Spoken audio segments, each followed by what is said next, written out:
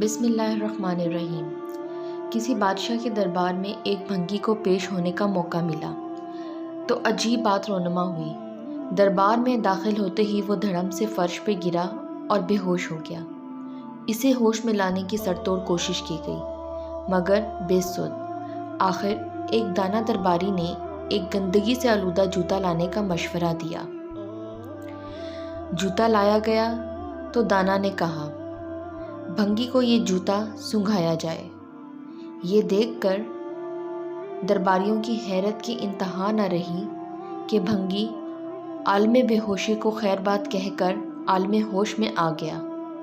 یعنی جو کام شاہی حکیم کی اعلیٰ جڑی بوٹیوں سے تیار کردہ قیمتی دعائیں نہ کر سکیں، غلاظت سے بھرا جوتا وہ کمال دکھا گیا۔ سب لوگ دانا درباری سے پوچھنے لگے کہ یہ کیا ماجرا ہے۔ دانا درباری نے کہا کہ اس بھنگی کی عمر گندگی اور غلاظت کی رفاقت میں بسر ہوئی ہے اور اب یکا یک اسے شاہی دربار کی نفیس خوشبوؤں میں دھکیل دیا گیا جس کی اس کو عادت نہیں تھی، چونکہ اس کی طبیعت میں اس نفاست کو قبول کرنے کی صلاحیت ہی نہیں تھی تو یہ برداشت نہ کر سکا اور اپنے ہوش کھو بیٹھا، اور جب اس کو اس کی طبیعت کے موافق ماحول دیا گیا تو فوراً اس کو قبول کرتے ہوئے ہوش میں آ گیا۔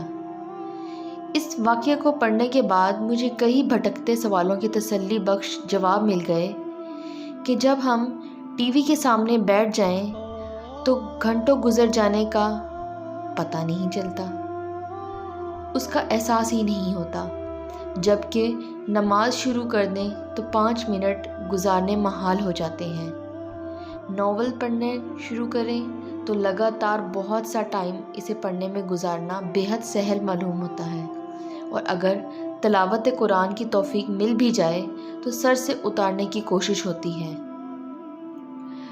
محفل دینیہ میں شمولیت کا وقت نہیں ملتا، جبکہ بازاروں میں وقت کے گزرنے کا پتہ نہیں چلتا۔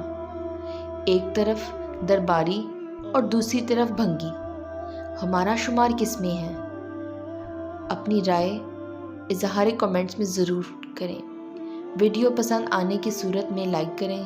مزید سبق آموز واقعات کے لیے ہمارے چینل کو سبسکرائب کریں۔ اپنی قیمتی وقت دینے کا شکریہ۔ ملتے ہیں کسی نئی کہانی کے ساتھ۔